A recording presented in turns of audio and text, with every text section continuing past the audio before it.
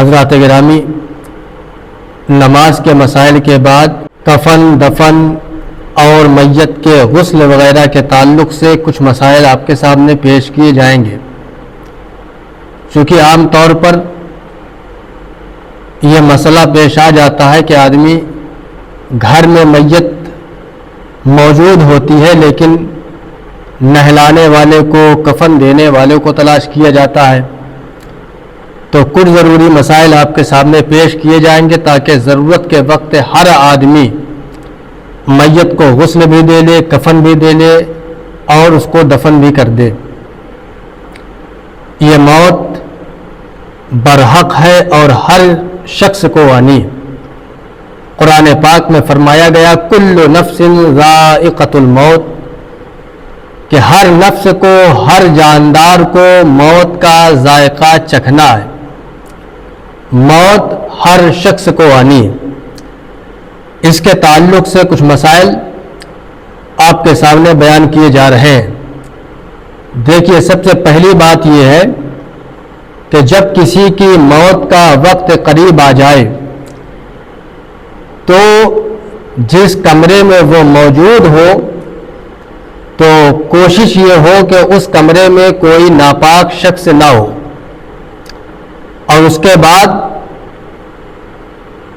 یہ ضروری ہے کہ اس کمرے کے اندر کسی جاندار کی تصویر بھی موجود نہ ہو۔ آج ہمارے یہاں یہ رواج پڑ گیا ہے کہ شادی بیاہ میں جو فوٹوز لیے جاتے ہیں تو میاں بیوی کی تصویر خاص طور پر ایک البم میں لگا کر کمرے میں سجا دی جاتی ہے، کبھی دیوار پہ چسپاں کر دی جاتی ہے، کبھی بیڈ کے اوپر رکھ دی جاتی ہے۔ تو یہ تو پہلی بات بالکل جائز نہیں ہے، کسی بھی جاندار کی تصویر کو بطور تعظیم رکھنا یہ جائز نہیں ہے۔ ہاں، کچھ چیزیں ہوتی ہیں گھر میں، صابن ہے، تیل ہے، شیمپو وغیرہ، اس میں تصویر ہوتی ہے، لیکن ان تصویروں کا حکم یہ نہیں ہے، اس لیے کہ ان سے بچنا ممکن نہیں ہے اور وہ اس چیز کے تابع ہوا کرتی ہیں، انہیں کوئی تعظیم کے طور پر گھر میں نہیں رکھتا ہے۔ اسی طریقے سے بچوں کے کھلونے ہیں تو وہ بھی ادھر ادھر پڑے رہتے ہیں، تو وہ بھی اس حکم سے خارج ہے۔ لیکن جو تصویر والدین کی یا میاں بیوی کی سجا کر رکھی جاتی ہے، معلق کی جاتی ہے، تو اس تصویر کو گھر میں اس طور پر رکھنا ناجائز اور گناہ ہے۔ اس کی نحوست یہ ہوتی ہے کہ جس گھر میں تصویر موجود ہوتی ہے تو اس گھر میں رحمت کے فرشتے نہیں آیا کرتے ہیں۔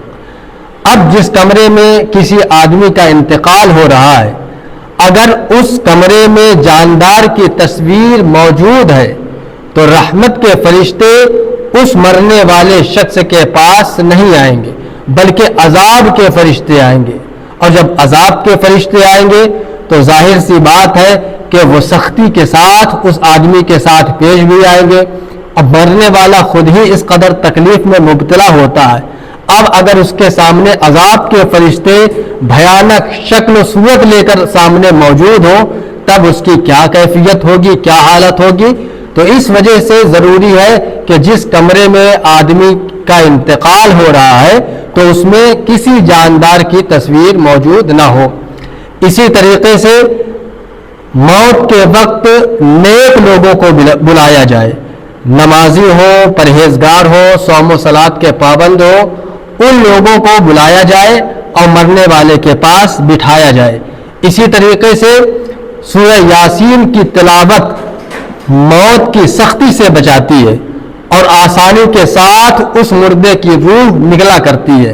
سورہ یاسین کی تلاوت یہ صحابہ، تابعین اور ایک زمانے سے امت مسلمہ میں رائج ہے کہ مرنے والے کے سامنے سورہ یاسین کی تلاوت کی جاتی ہے، اس سے مرنے والے کی روح آسانی کے ساتھ نکلتی ہے۔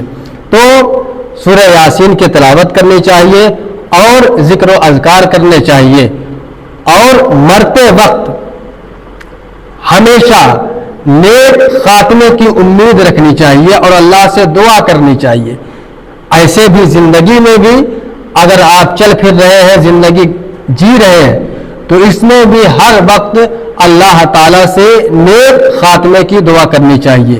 اس لیے کہ جو مرنے کے بعد والے مراحل ہیں, قبر کا ہے, حشر کا مرحلہ ہے, تو اس کا دار و مدار مرنے کے وقت پر ہی رکھا گیا ہے. مرنے کے وقت پر ہی اس کا مدار رکھا گیا ہے. اگر کوئی شخص اس دنیا سے ایمان کے ساتھ جائے گا تو آگے بھی اس کا معاملہ مومنین والا کیا جائے گا, اور اگر مرتے وقت کوئی شخص اس دنیا سے کفر کی حالت میں گیا تو جو اگلا مرحلہ ہے قبر کا, حشر کا, تو اس کے ساتھ کافروں والا برتاؤ کیا جائے گا. مرتے وقت جس حالت میں آدمی اس دنیا سے جاتا ہے اسی کا اعتبار آگے کی زندگی میں کیا جاتا ہے. اور کبھی ایسا ہوتا ہے کہ آدمی زندگی بھر نماز, روزہ, حج و زکوٰۃ کیا کرتا ہے, نیکیاں کیا کرتا ہے, لیکن مرتے وقت معاذ اللہ اس کا ایمان چھین لیا جاتا ہے اور وہ کفر کی موت مرتا ہے. اسی طرح کبھی کبھی ایسا ہوتا ہے کہ ایک آدمی زندگی بھر گناہ کرتا رہتا ہے, کفر کیا کرتا ہے, لیکن اللہ کی توفیق سے مرتے وقت اسے ایمان نصیب ہو جاتا ہے, تو پھر آگے کے جو مراحل ہوتے ہیں وہ اس کے ساتھ آسانی کے ساتھ گزرتے ہیں اور مومنین جیسا اس کے ساتھ برتاؤ کیا جاتا ہے. اس وجہ سے ہمیشہ اس بات کی دعا کرنی چاہیے کہ اللہ تعالی ہمارا جب خاتمہ کرے تو ایمان ہی پر ہمارا خاتمہ کرے, اور کبھی بھی اپنے ایمان کے تعلق سے بے خبر نہیں رہنا چاہیے. کبھی بھی اس بات کا یقین نہیں رہنا چاہیے کہ اللہ تعالی ہمیں ایمان ہی کی موت دے گا, اور کبھی یہ بھروسہ نہیں اپنے اوپر رکھنا چاہیے کہ میں تو ایمان کے ساتھ ہی جاؤں گا. یقین نہیں ہونا چاہیے, بلکہ ہمیشہ ایمان کے تعلق سے خطرہ آپ کے دل میں رہنا چاہیے, اور ہمیشہ اللہ تعالی سے ایمان کی سلامتی کی دعا مانگنی رہنی چاہیے.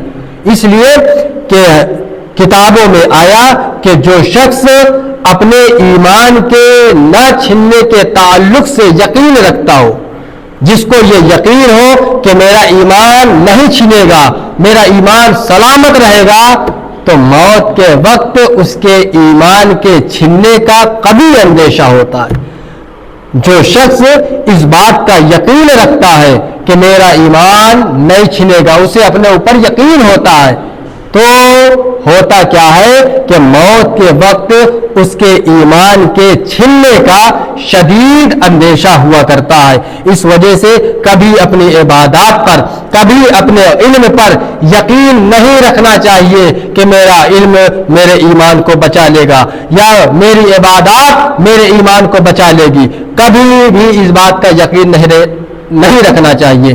علم ایمان کو نہیں بچایا کرتا ہے. حضرت امام فخر الدین رازی کتنے بڑے عالم تھے, کتنے بڑے مفسر تھے, محدث تھے, منطقی تھے, لیکن ہوا کیا کہ موت کا وقت ہے, ابلیس ان کے سامنے آ جایا کرتا ہے, کہتا ہے فخر الدین یہ بتاؤ کہ تم اللہ کو کس وجہ سے مانتے ہو, اللہ پر ایمان کس وجہ سے رکھتے ہو. امام فخر الدین رازی نے اس کے سامنے ایک دلیل پیش کی. اس شیطان سے بڑا عالم کون, اس نے اس دلیل کا رد کر دیا. آپ نے دوسری دلیل دی, اس نے دوسری دلیل کا بھی رد کر دیا, تیسری دلیل دی, چوتھی دلیل دی, یہاں تک کہ امام فخر الدین رازی نے ابلیس کے سامنے 99 دلیلیں پیش کی کہ میں ان دلیلوں کی بنیاد پر خدا کو مانتا ہوں, لیکن شیطان نے ان تمام دلیلوں کو رد کر دیا. باہر حضرت امام نجم الدین کبرا جو حضرت فخر الدین رازی کے پیر ہیں وہ وضو کر رہے تھے اور اپنے مرید کی اس حالت کو دیکھ رہے تھے. کھڑے ہوئے فرمایا اے فخر الدین یہ کہہ دے کہ میں خدا کو بغیر کسی دلیل کے مانتا ہوں. اب ہوا کیا کہ جب حضرت امام نجم الدین کبرا کی آواز شیطان نے سنی تو وہیں سے بھاگ گیا. تو آپ دیکھیں کہ حضرت امام رازی اتنے بڑے عالم, اتنے بڑے مفسر ہیں, لیکن اس کے باوجود شیطان موت کے وقت ان کے ایمان کو خطرے میں ڈال دیا تھا. شیطان ان کے ایمان کو بالکل خطرے میں ڈال دیا تھا. اگر ان کے پیر کی مدد نہ ہوتی تو شاید ان کا ایمان بھی چھین لیا جاتا. تو اس وجہ سے کبھی اپنے ایمان پر, کبھی اپنے ایمان کے تعلق سے بے خبر نہیں رہنا چاہیے، کبھی یقین نہیں رکھنا چاہیے کہ میں بہت بڑا عالم ہوں، مجھے تو میرا ایمان تو سلامت ہی رہے گا۔ اسی طریقے سے عبادات یہ بھی آپ کے ایمان کو نہیں بچا سکتی۔ حضرت قاضی ایاز کا ایک شاگرد تھا، بڑا عبادت گزار، بڑا متقی، بڑا پرہیزگار۔ جب اس کی موت کا وقت قریب آیا تو حضرت قاضی ایاز اس کے پاس گئے اور کہا، اور سورہ یاسین کی تلاوت شروع کر دی۔ اس نے حضرت قاضی ایاز کو سورہ یاسین پڑھنے سے روک دیا، پھر آپ نے کلمہ طیبہ پڑھنا شروع کر دیا تاکہ اس کی ترقی ہو جائے، وہ یہ سن کر کلمہ طیبہ پڑھنے لگے۔ تو اس نے کیا کیا کہ کلمہ طیبہ پڑھنے سے بھی حضرت قاضی ایاز کو روک دیا، اور اس کے بعد ہی اس کا انتقال ہو گیا۔ حضرت قاضی ایاز کو اس کی موت کا صدمہ اس قدر ہوا کہ آپ 40 دن تک اس کی موت میں روتے رہے۔ پھر کچھ دنوں کے بعد خواب دیکھا، اور دیکھا کہ امام قاضی ایاز کے اس شاگرد کو فرشتے جہنم کی طرف لے جا رہے تھے۔ آپ نے فرمایا، اے بیٹے، تو بڑا میرا چہیتا شاگرد تھا، بڑا تقوی والا تھا، بڑی عبادت کیا کرتا تھا، بہت بڑا علم والا تھا، آخر تو جہنم کیوں جا رہا ہے؟ تو اس نے کہا کہ 3 چیزوں کی وجہ سے مجھے جہنم میں ڈالا جا رہا ہے۔ عرض فرمایا کہ وہ کیا؟ کہا کہ دیکھیے، پہلی چیز یہ ہے کہ میں اپنے دل میں حسد رکھا کرتا تھا، میں اپنے دل میں حسد رکھا کرتا تھا۔ دوسری چیز یہ ہے کہ میں لوگوں کی غیبت کیا کرتا تھا، لوگوں کی غیبت کیا کرتا تھا۔ اور تیسری چیز یہ ہے کہ مجھے ڈاکٹر نے ایک بیماری کے تعلق سے بتایا تھا کہ اس بیماری میں تم سال میں 1 مرتبہ اگر شراب پی لو گے تو وہ بیماری دور ہو جائے گی۔ تو اس ڈاکٹر کے بتانے کی وجہ سے میں سال میں 1 مرتبہ تھوڑی سی شراب پی لیا کرتا تھا۔ ان 3 چیزوں کی وجہ سے اللہ تعالیٰ نے مرتے وقت مجھے کلمہ نصیب نہیں کیا، میرا ایمان چھین لیا اور مجھے جہنم میں ڈال دیا۔ تو آپ دیکھیں کہ غیبت کرنا، حسد کرنا اور شراب پینا اتنی بڑی بیماریاں ہیں کہ اللہ تعالیٰ ان چیزوں کی وجہ سے بھی ایمان کو چھین لیا کرتا ہے۔ کوئی بھی بیماری، کوئی بھی برائی ہو، وہ برائی ہمارے ایمان کے چھیننے کا ذریعہ بن سکتی ہے۔ اسی وجہ سے زندگی میں جب موقع آئے تو ہمیشہ نیکی کرنی چاہیے۔ نیکی اس لیے کہ یہ نیکی اگرچہ ہمارے ایمان کو بچانے کا یقینی ذریعہ نہیں ہے، یہ یقین نہیں ہے کہ اگر ہم نیکی کریں گے تو ہمارا ایمان ان نیکیوں کی وجہ سے بچ ہی جائے، یہ ضروری نہیں ہے، لیکن ہاں یہ نیکیاں ہمارے ایمان کے بچنے کا بہت بڑا ذریعہ ضرور ہے۔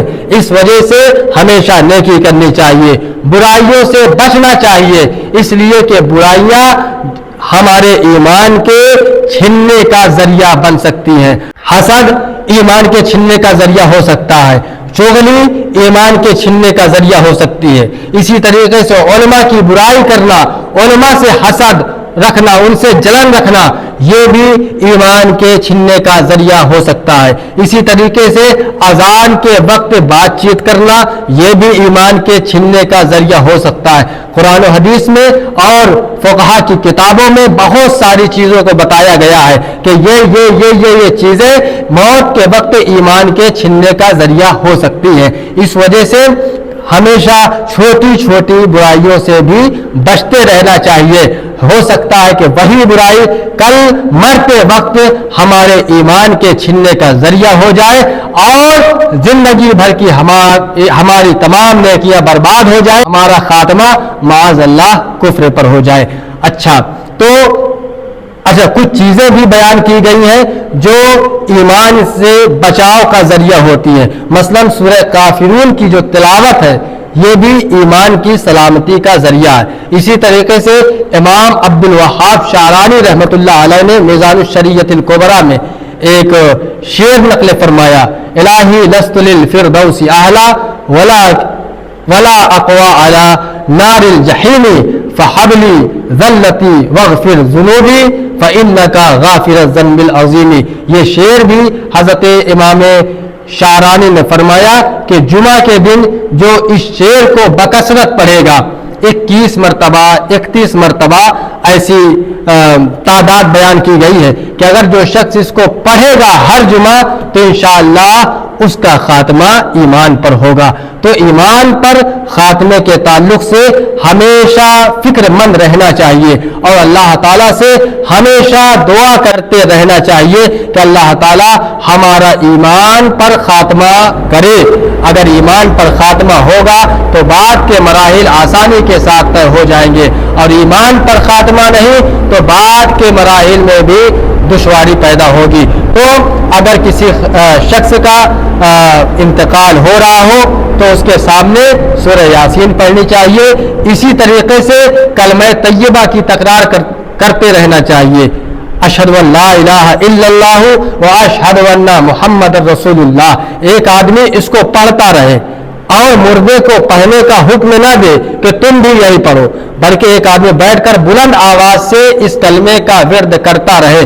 जब वो मरने वाला सुनेगा तो खुद ही इंशाअल्लाह उसकी जुबान से ये कलमा जारी हो जाएगा। लेकिन अगर आप उसको पढ़ने का हुक्म दे रहे हैं, उस पर दबाव डाल रहे हैं, तो हो सकता है वो चिड़चिड़ाहट की वजह से, गुस्से में आकर या मौत की सख्ती की वजह से उस कलमे का इनकार कर दे, और जब कलमे का इनकार कर देगा तो माअज़ल्लाह उसका खात्मा कुफ्र पर हो जाएगा। तो इस वजह से मरने वाले के सामने कलमा तय्यबा की तकरार करते रहना चाहिए, लेकिन उसे पढ़ने का हुक्म नहीं देना चाहिए। जब वो कलमा आप पढ़ रहे हैं और देखें कि वो भी पढ़ रहा है तो आप अब खामोश हो जाएं।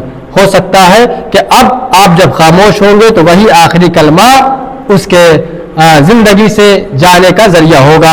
अब मरने के बाद उसके जबड़े बांधे जाए एक रुमाल से, ताकि उसका मुंह खुला न रहे। आहिस्ता से उसकी आंखें बंद कर दी जाए और बंद करते वक्त बिस्मिल्लाह व अला मिल्लत रसूलिल्लाह पढ़ा जाए, और फिर उसके बाद एक ऊंची चीज पर, तख्ता हो चारपाई हो, किसी ऊंची चीज पर उसे लिटा दिया जाए। और लिटाते वक्त अगर ये मुमकिन हो कि उसका रुख किबला की तरफ रहे, अगर ये मुमकिन हो तो किबला की तरफ उसका रुख कर दिया जाए। अगर किबला की तरफ रुख नहीं कर पा रहे हैं, उसकी गर्दन में अकड़पन आ गया है या जगह नहीं है, तो ये अलग बात है। लेकिन अगर जगह मौजूद हो तो कोशिश हो कि उसे इस तरह लेटाया जाए कि उसका रुख किबला की तरफ हो, और लेटाने के बाद सर से पांव तक किसी पाक चादर से उसे उड़ा दिया जाए। और बाकी इसके बाद गुस्ल के मसाइल, फिर कफन दफन के जो मराहिल हैं उनके ताल्लुक से मसाइल आपके सामने पेश किए जाएंगे।